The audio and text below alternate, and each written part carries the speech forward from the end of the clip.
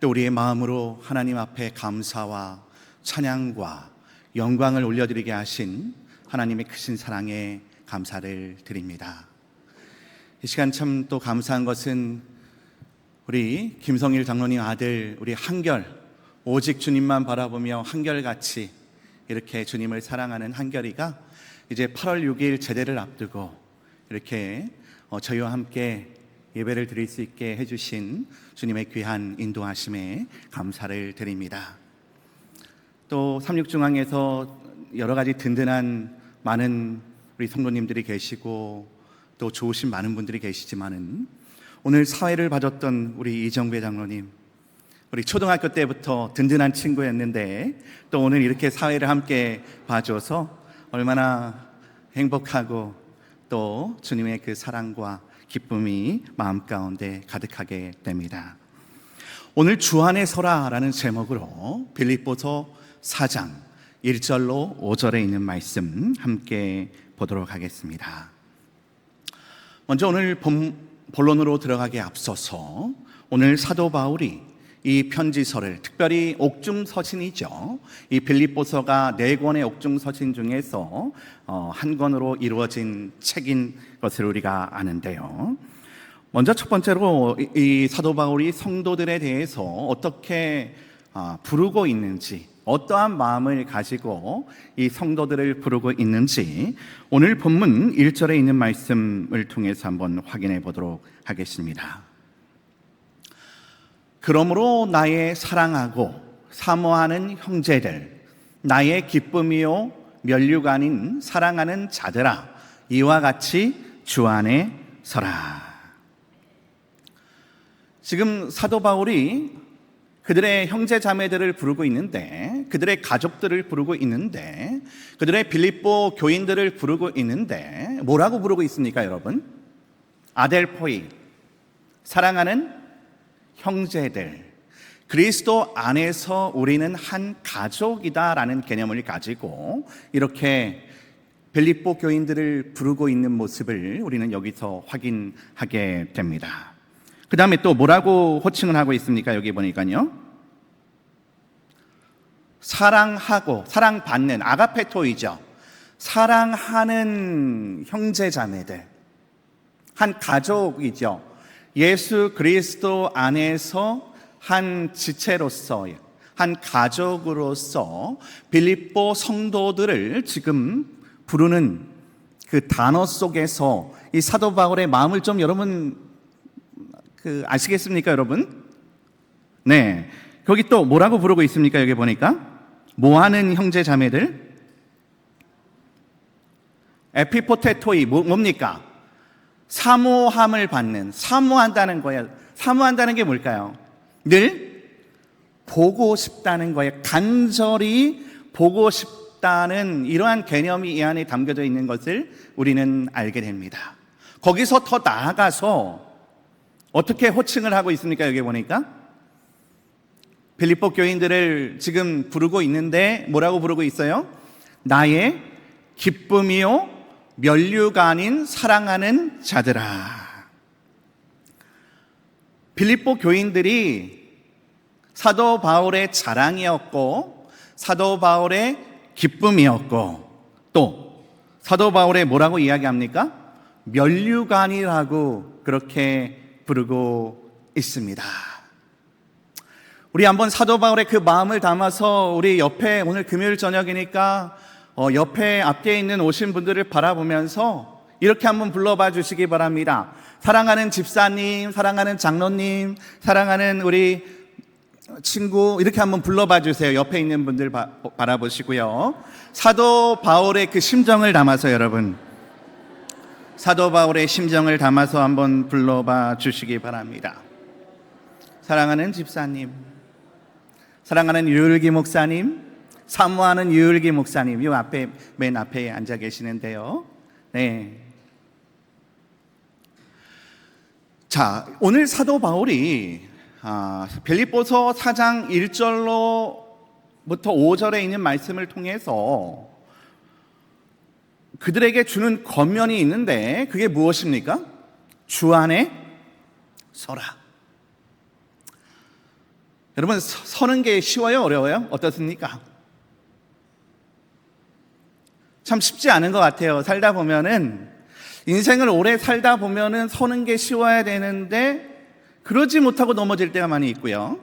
또, 신앙의 경륜이 오래되면 될수록 잘 설 수 있을 것 같은데, 그러지 못하고 낭망하고 절망하고 또 방황하고 어려움을 겪는 그러한 경험들도 하게 되는 것 같습니다.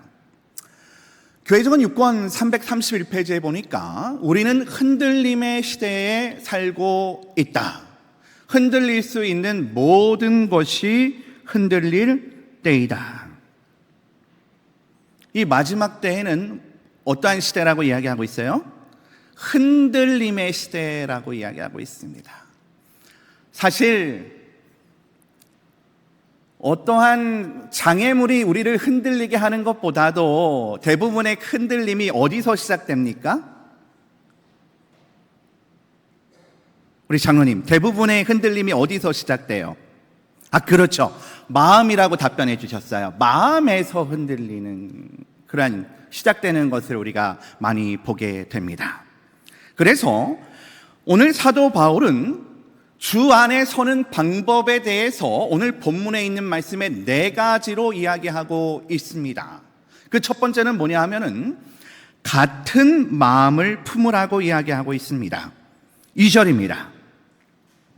내가 유오디아를 권하고 순두개를 권하노니 주 안에서 같은 마음을 품으라.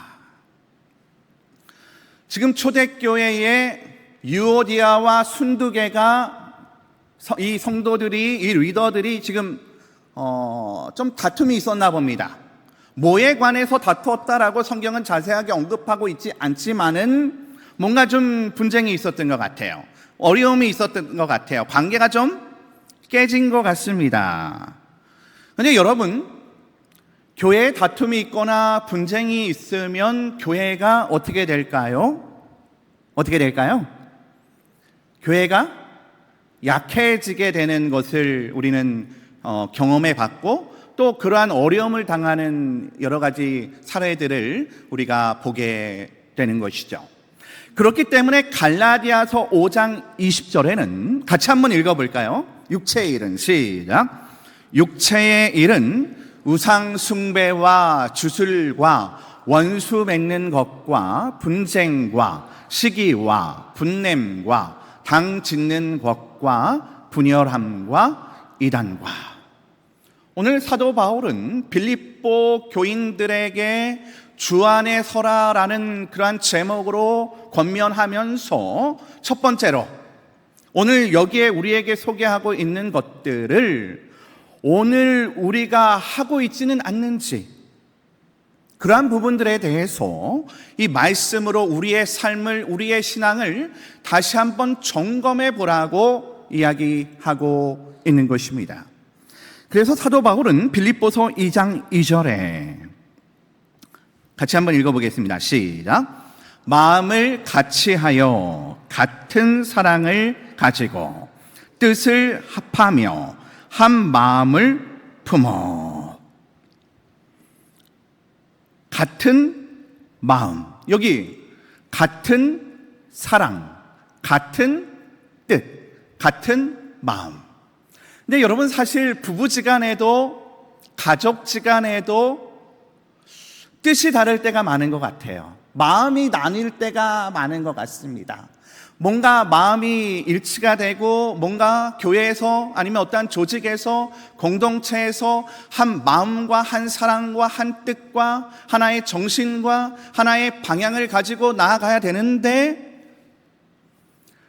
그렇지 못할 때가 많이 있는 것 같아요. 그 이유가 무엇 때문일까요? 우리 제일 앞에 앉아 계시니까 우리 장로님, 그 이유가 뭘까요?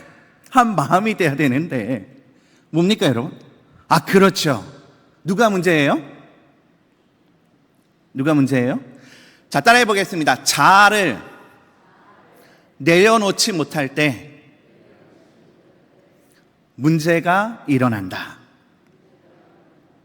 다시 말해서 갈라디아서 2장 20절에 내가 그리스도와 함께 십자가에 못 박혔나니, 못 박혔다 그랬는데 지금 뭐 하고 있으면은요, 내가 살아 있으면 자꾸만 마음이 나뉜다라고 사도 바울은 그렇게 우리에게 권면하고 있는 것이죠.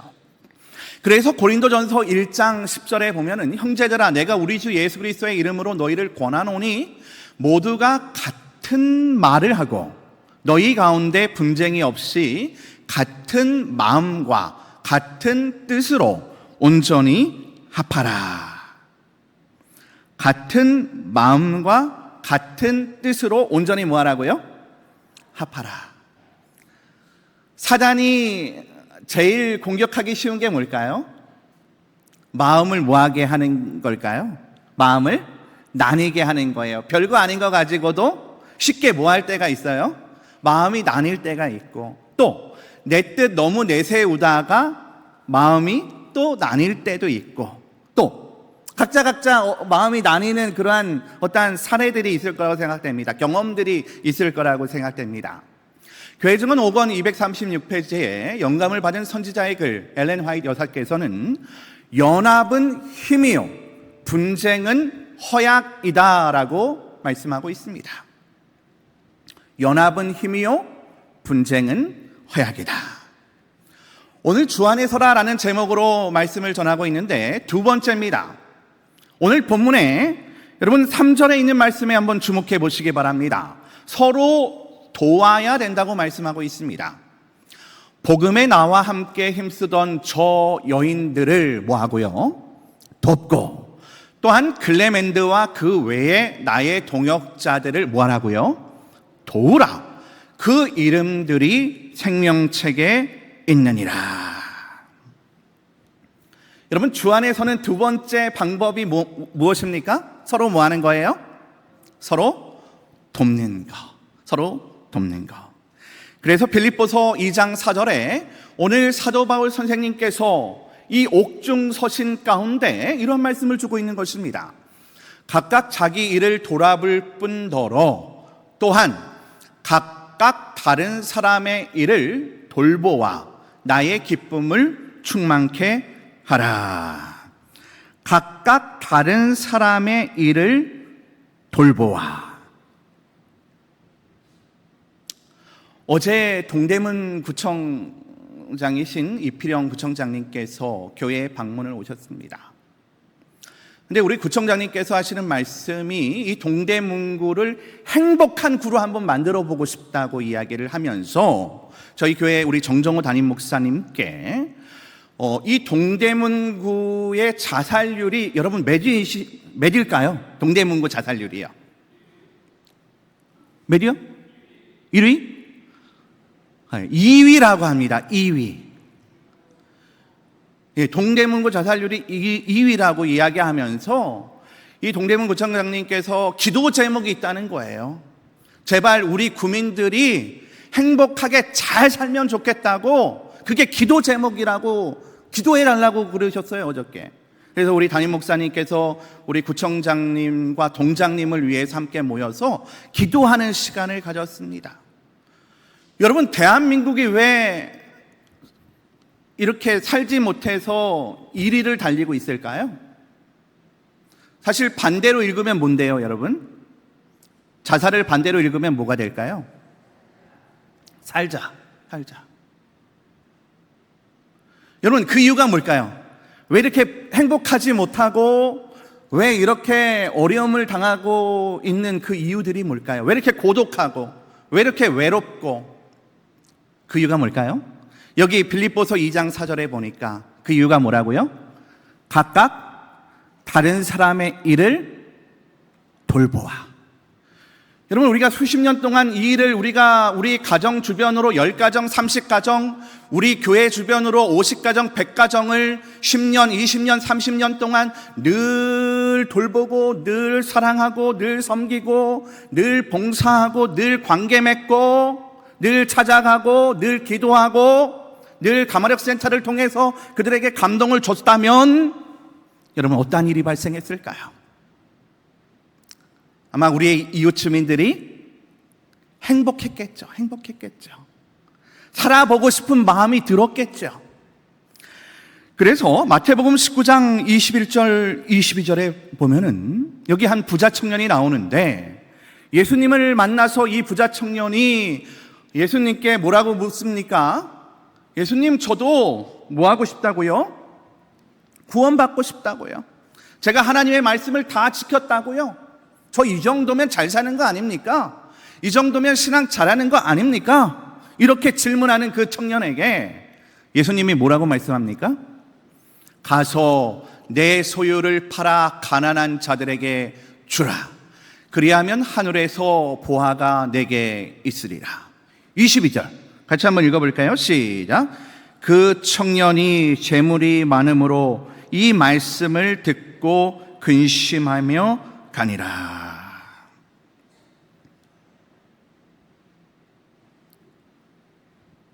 그 다음에 여러분, 이 청년이 성경에서 발견됩니까? 성경에 등장합니까? 등장하는 걸 못 본 것 같아요. 영감의 글에서도 잘 못 본 것 같습니다. 이 청년에게 문제는 뭐였습니까, 여러분? 하나님의 말씀을 다 지켰다고 하는데, 하나님의 말씀을 완전히 암송하고 묵상하고 늘 하나님의 말씀을 그의 삶 가운데 적용했다고 하는데, 여러분, 무엇이 문제입니까? 내 이웃을 내 몸과 같이 사랑하라는 그 하나님의 말씀을 지켰습니까? 아니면 지키지 못했습니까? 지키지 못했다는 것을 우리가 예수님의 말씀을 통해서 알게 되는 것이죠. 그래서 초대교회의 사도행전 2장 44절 45절에 보면은 믿는 사람이 다 함께 있어 모든 물건을 서로 통용하고 또 재산과 소유를 팔아 각 사람의 필요를 따라 나눠주며. 여러분, 오늘 주 안에서는 그 두 번째 방법이 성령 충만으로 거듭나고 변화됐던 초대교회의 그리스도인들이 어떠한 모습을 보여주고 있는 것입니까? 서로 뭐 하는 거예요? 서로 돕는 일에 힘을 썼다는 거예요. 어떻게 하면 더 도울 수 있을까? 어떻게 하면 내가 앞집에 있는 분을 더 도와드릴 수 있을까? 어떻게 하면 내가 우리 가정, 지역, 반경, 10가정, 10사업장 중심으로 그들을 위해서 기도하면서 관계 맺으면서 그들을 도울 수 있을까? 그들을 섬길 수 있을까? 그들을 위하여 봉사할 수 있을까? 이러한 부분들에 대해서 전도에 대한 영적인 부담감을 가지고 사도 바울이 오늘 우리에게 어떻게 주 안에 설 수 있는지를 분명하게 말씀을 통해서 제시해 주고 있습니다. 좀 넘어가서요. 전도 459페이지에 보면은 가난한 자들을 구제해 주어야 하며 병든 자를 돌보아 주어야 하고 슬퍼하는 자들과 사별한 자들을 위로해 주어야 하며, 그 다음 우리는 같이 한번 읽어보겠습니다. 시작. 우리는 우는 자와 같이 울고 기뻐하는 자와 함께 기뻐해야 한다. 우는 자와 같이 울고 기뻐하는 자와 함께 기뻐해야 한다. 그리스도인들이 하나님의 말씀을 묵상하면서 삶으로 실천해야 된다고 말씀하고 있습니다. 그럴 때 성령이 우리의 삶에 기쁨을, 여기요, 기쁨을, 성령이 우리의 삶에 기쁨을 부어주시겠다고 말씀하고 있습니다. 여러분, 세 번째입니다. 주 안에 서는 방법. 빌립보서의 주제가도 같은 세 번째, 여러분 무엇일까요? 빌립보서에서 사도 바울이 늘 반복하고 있는 그 말씀이 있어요. 그 문장이 있어요. 뭐 하라는 거예요? 맞습니다. 항상 뭐 하는 겁니까? 기뻐하라고 말씀하고 있습니다. 빌립보서 4장 4절입니다. 주 안에서 여러분 어떻게 기뻐하라고요? 항상 기뻐하라. 내가 다시 말하노니 기뻐하라. 여러분, 여기에 감사의 주도권이 누구에게 있습니까? 한번 보시기 바랍니다. 감사의 주도권이, 기쁨의 주도권이, 감사의 주도권이, 평강의 주도권이 오늘 나에게 있는 것일까요? 아니면 하나님께 있는 것일까요? 오늘 나에게 있다고 생각하면 여러분 항상 기뻐할 수 없어요. 왜요? 사람은 바뀌죠. 환경은 바뀌죠. 여러 장애물들은 바뀌죠. 우리에게 다가오는 여러 가지 곤란한 문제들은 바뀌죠. 항상 기뻐할 수가 없는 것입니다. 그런데 여기 사도 바울이 이야기하고 있는 게 있습니다. 사도 바울이 늘 강조하고 있는 게 뭐냐 하면은 항상 기뻐하라 전에 어디서 기뻐하라고 이야기합니까? 이게 보니까 주 안에서.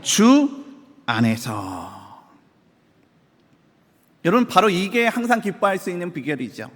내가 날마다 하나님과 연결된 삶을 살아갈 때에, 내가 주님과 접붙임의 삶을 살아갈 때에, 내가 늘 주님과 동행하는 삶을 살아갈 때에 예수 그리스도를 통하여 항상 뭐 할 수밖에 없는 것입니까? 기뻐할 수밖에 없는 거예요. 누가 나에게 기뻐하라고 어떠한 푸시를 하지 않아도, 기뻐해야 되겠다는 어떠한 의지를 갖지 않아도 내 안에 누가 계시기 때문에, 성령 하나님을 통해서 예수 그리스도가 나의 마음 가운데 내주해 주시기 때문에, 주님께서 나의 마음 가운데 함께 하시기 때문에 뭐 할 수밖에 없는 거예요? 기뻐할 수밖에 없다는 사실을 알게 됩니다. 데살로니가전서 5장 16절에 항상 기뻐하라, 이는 너희를 향하신 하나님의 뜻이니라. 여러분, 우리의 자녀가 지금 내년에 제가 들어보니까요, 그 고등학교 3학년들 이번에 시험 보는 아이들이 한 10명 정도 된다는 이야기를 들었습니다. 여러분, 근데 이 10명이 다 시험에 합격하면 좋겠는데, 대입 시험에 다 합격하면 좋겠는데, 다 합격하겠죠? 우리 청년들은 다 합격할 거라고 생각되는데, 혹시 전국적으로 생각해 본다면 떨어지는 친구들도 있을까요? 예, 떨어지는 친구들도 있을 거예요. 만약 우리의 자녀가 지금 시험에 떨어졌다, 기쁠까요? 아니면 슬플까요?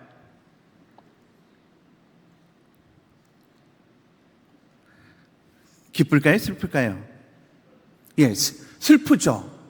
지금 여러분 직장에서 해고됐다, 기쁠까요? 슬플까요? 우리 안정로 집사님, 제가 날마다 지금 그 회기역 앞에서 보고 있습니다. 그 사진 이렇게 환하게 웃는 그 모습 제가 늘 보면서 기도하면서 가고 있는데, 거기 지날 때마다 기뻐요, 슬퍼요? 지금 직장에서 해고가 됐다, 슬픕니다. 여러분, 근데 어떻게 항상 기뻐할 수 있을까요? 슬픈 일 많이 당하잖아요. 어려운 일 많이 당하잖아요. 저도 저희 은우가 한 일주일 동안 그냥 요즘 그 유행하는 호흡기 질환으로 인해서 열났다가 기침했다가 열났다가 기침했다가 계속 반복을 하죠. 그래서 좀 기도 제목이죠. 마음이 좀 제가 아파주고 싶은데 그렇지 못하니까요. 여러분, 슬플 때가 있잖아요. 애들이 아픈데 어떻게 항상 기뻐합니까? 어떠한 의미일까요, 여러분? 항상 기뻐하라는 말씀이 어떠한 의미일까요? 내가 너를 반드시 궁극적인 기쁨의 자리로 어떻게 하겠다는 거예요?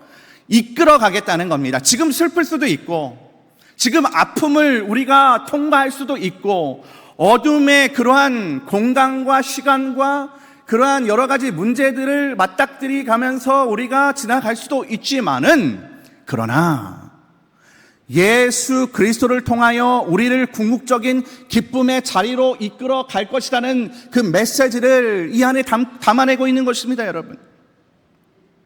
그래서 한번 훈련해 보도록 하겠습니다. 제가 전도에 관한 말씀을 여기 와서는 거의 전해보지는 못했지만은 앞으로 뭐 할 기회가 있다고 생각되는데, 한번 따라해 볼까요? 내 얼굴이 전도지다. 이 기뻐하라는 말씀이 있으니까, 자, 옆에 있는 분들 한번 바라보시고 당신의 얼굴이 전도지입니다, 이렇게 한번 이야기해 주시기 바랍니다. 활짝 웃으면서 앞뒤에 양옆에 있는 성도님들을 바라보시면서 집사님의 얼굴이 전도지입니다, 우리 장로님의 얼굴이, 우리 친구의 얼굴이 전도지입니다, 한번 이야기해 주시기 바랍니다.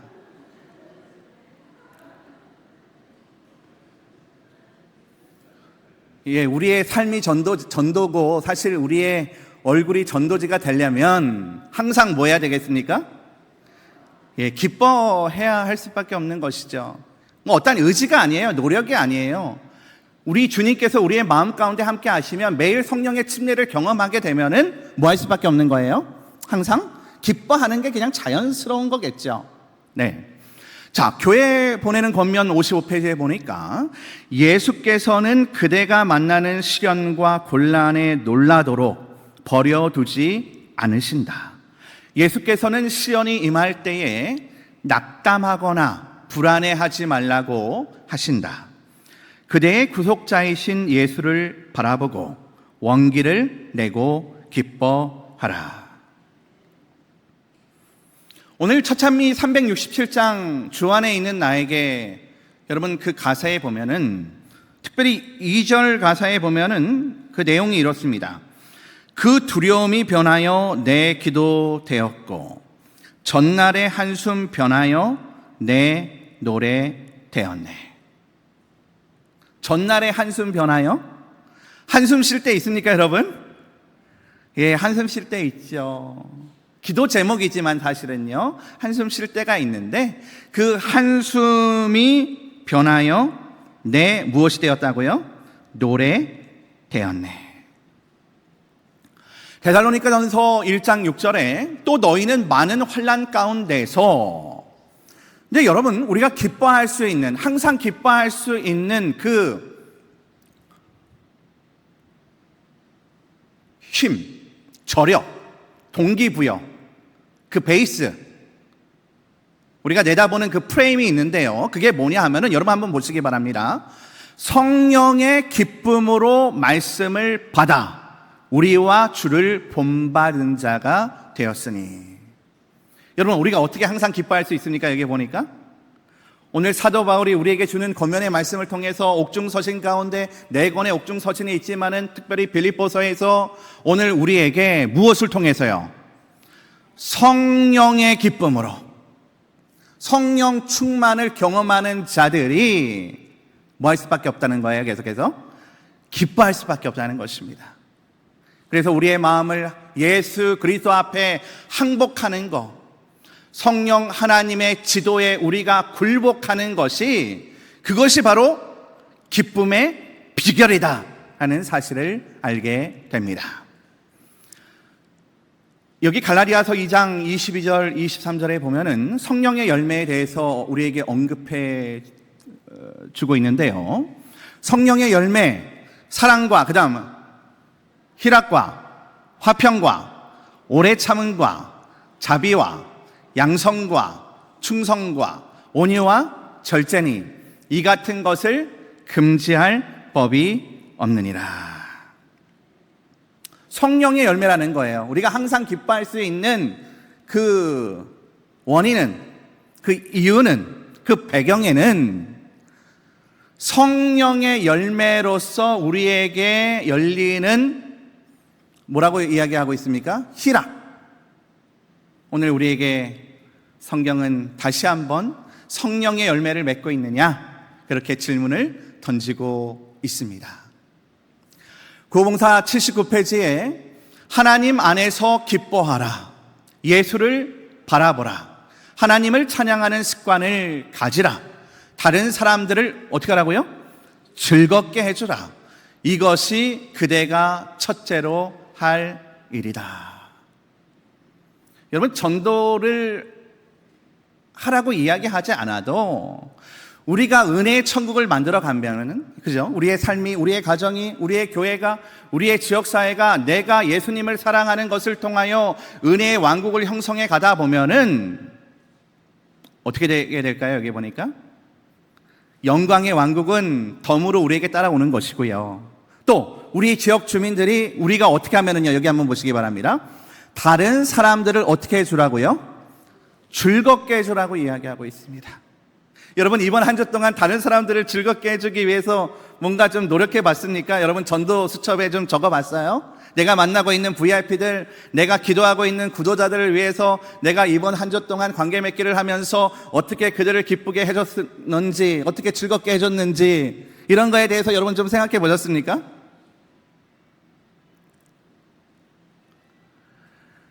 마지막 네 번째입니다. 오늘 주 안에 서라라는 제목으로 사도 바울의 옥중 서신 가운데 빌립보서 4장 1절로부터 5절에 있는 말씀을 전하고 있습니다. 마지막 네 번째는 관용을 알게 하는 것입니다. 여러분, 관용이란 게 뭘까요? 관용이란 게 어떠한 걸까요?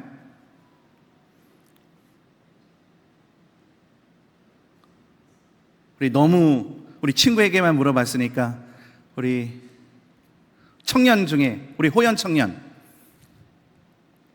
관용이란 게 어떤 걸까요? 맞아요. 친절함, 온유함, 너그러운 마음, 배려, 존중, 너그러운 상태, 속상해하지 않는 상태, 부족해 부분을 채워주는 것, 이런 게 관용이라는 단어의 뜻이라는 것을 우리가 알게 됩니다. 여기 5절에 보니까 오늘 사도 바울이 오늘 우리에게 너희 관용을 모든 사람에게 알게 하라. 주께서 가까우시느니라.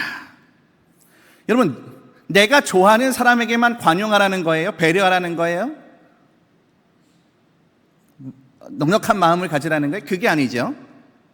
누구라도 관용을 베풀라는 것입니까? 여기 보면은요. 누구라도요. 모든 사람에게, 나에게 슬픔을 줬던 사람, 괜찮습니다. 오케이. 네, 또 누구요? 우리 집 자금에 엄청난 마이너스를 가지고 온 사람, 네, 오케이. 괜찮아요. 왜요? 성경은 뭐라고 이야기하기 때문에. 뭐라고 이야기합니까? 모든 사람에게 너희 관용을 알게 하라고 이야기하고 있습니다. 왜 그렇습니까? 이 관용은 누구의 특성입니까? 누구의 성품입니까? 예수 그리스도의 성품이 바로 관용이기 때문에 그런 것이에요. 온유함이기 때문에, 너그러움이기 때문에, 긍휼하심이기 때문에, 자비하심이기 때문에. 그래서 빌립보서 2장 5절에 사도 바울은 뭐라고 말씀하고 있어요? 누구의 마음을 품으라고요? 주 예수 그리스도의 마음을 품으라. 예수의 마음을 품으라. 근데 여기 5절에 보면은 주께서 가까우시다라고 이렇게 이야기하고 있어요. 왜 이러한 표현을 여기에다가 언급하고 있을까요? 사도 바울이. 그 이유가 뭘까요? 두 가지 이유가 있다고 생각되는데요. 첫째는 어떠한 이유입니까? 그리스도의 재림이 임박했다는 의미가 이 안에 담겨져 있겠죠. 주께서 가깝다. 마라나타. 주께서 가까이 오십니다. 마라나타. 그리스도의 재림이 임박했기 때문에 우리가 준비해야 된다는 것이죠. 관용을 베풀어야 된다는 것이죠. 주 안에 서야 된다는 것이죠. 두 번째 의미는 뭡니까? 매일의 생애 속에 주님이 계속 우리의 삶에 임재하시기 때문에 그리스도인은 주 안에 굳게 서야 된다라고 말씀하고 있습니다. 주께서 가까이 계시다는 거예요. 뭡니까? 임마누엘, 우리와 함께 하시는 그 하나님께서 늘 우리 곁에서 지지하시고 성령 하나님을 통해서 위로해 주시고 도와주시고 상담해 주시고 우리를 이끌어 주시고 우리에게 하늘의 지혜를 알게 하여 주신다라고 말씀하고 있습니다. 교회정원 사권 79페이지에 관용의 정신은 하늘의 정신이며 이기적인 정신은 사단의 정신이다. 그리스도의 자아 희생의 사랑은 어디서 드러났다고 이야기합니까? 십자가에서 드러났다. 여러분, 왜 기쁨이 없을까요? 왜 평강이 없을까요? 물론 여러 가지 이유가 있을 수 있겠지만은 예수님과 나와의 관계가 멀어졌다면 행복하지 못하겠죠. 우리의 마음에 평강이 자리 잡을 수 없겠죠. 내가 하나님과의 관계 속에서 어떠한 존재로서 지금 하나님 앞에 서 있느냐에 따라서 우리의 삶의 수준이 달라지고 우리의 삶의 방향이 달라지고 우리가 바라보고 있는 것, 우리가 붙잡고 있는 것, 그 모든 것들이 달라진다는 것을 우리는 알 수 있습니다. 친절과 사랑은 뭐를 행할 것이다? 여기 보니까 이적을 행할 것이라고 말씀하고 있습니다. 여러분, 이번 이제 안식일을 지내고 나서 7월부터 8월부터 각 가정 반경 10가정 중심으로 친절과 사랑을 한번 베풀어 보시기 바랍니다. 지금까지도 많이 하셨을 겁니다. 더 친절하고 더 사랑하는 마음을 담아서 여러분 지역 주민들을 한번 만나보시기 바랍니다. 뭐가 일어날 것이다? 여기 보니까 이적이 일어날 거라고 이야기하고 있어요. 기적이 일어날 거라고 이야기하고 있는 것입니다. 이제 말씀을 줄이면서 여기 시계를 한번 주목해 주시기 바랍니다. 여기 시계가 매년마다 이러한 여러 단체에서 이 시계를 올려다 놓고 여러 중계를 하고 있는 것을 여러분도 보셨을 거라고 생각됩니다. 지금 12시에 얼마 남았습니까? 이 초침이요. 이 분침이 얼마 남았습니까? 얼마 남지 않았는데 100초 전이에요. 지금 지구 종말 시간 100초 전이라고 2021년 1월 27일 BAS에서 발표한 걸 보니까요. 지구 종말 시간 몇 초 전이라고요? 100초 전이라고 이야기하고 있습니다. 성경도 요한계시록 22장 20절에 내가 속히 오리라 라고 말씀하고 있습니다. 마지막 때라는 것이죠.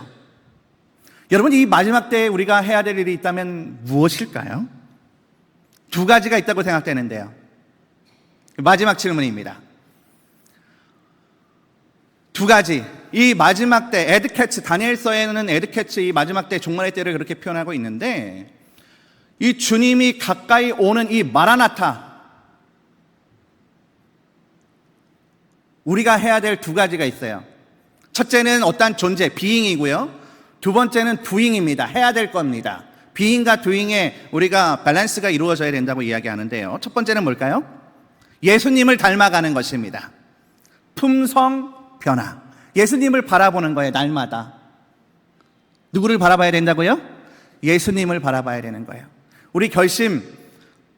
우리 마지막으로 한번 우리의 결심을 우리의 입술로 고백해 보도록 하겠습니다. 우리 2층에도 우리 청년들 위층에도 많이 앉아 있는데요. 같이 청년들도 고백해 주시기 바랍니다. 옆에 친구들에게. 우리 앞에 장년 성도님들도 같이 한번 옆에 있는 분들 바라보시고 이렇게 고백해 주시기 바랍니다. 예수님을 닮기 원합니다. 이렇게 고백해 주시기 바랍니다. 나 예수님 닮기 원해요. 나의 간절한 소망은 예수님 닮는 거예요. 집사님, 장로님, 우리 친구야. 내 간절한 소망은, 나의 희망은, 나의 호프는 예수님 닮는 거야. 예수님 닮는 거야. 근데 사실 우리의 희망에 대해서 이야기할 때 희망도 없을 뿐더러 예수님을 닮는다는 희망을 이야기하는 거 잘 못 들어요. 사람들을 만나봐도 나 예수님 닮고 싶어요. 이런 분들 별로 만나보지 못합니다. 여러분은 어떻습니까? 두 번째, 우리가 해야 될 doing, 그건 뭡니까? 바로 예수님을 닮은 사람들이 해야 될 게 무엇입니까? 예수님께서 주신 그 미션, 그게 뭐예요? 예수님을 전하는 거. 굿뉴스, 유앙겔리온, 복음을 뭐 하는 거예요? 전하는 게 우리에게 주어진 사명 아니겠습니까? 사랑하는 성도 여러분, 오늘 말씀을 줄이면서 우리 인생의 주도권은 하나님께 있다는 사실과 하나님은 우리를 기쁨의 자리로 데리고 가실 것이며 그 모든 과정에서 우리와 동행하신다고 약속하셨습니다. 예수님의 궁극적인 승리를 믿고 시간이라는 역사와 공간이라는 삶 속에서 그 어떠한 일을 만나든지 오늘 사도 바울이 오늘 우리에게 권면해 주신 것처럼 무너지지 말고 주 안에서 버텨서 주 안에서 굳건히 서시는 주님의 귀한 종들 되기를 간절히 바라면서 오늘 말씀을 줄이도록 하겠습니다.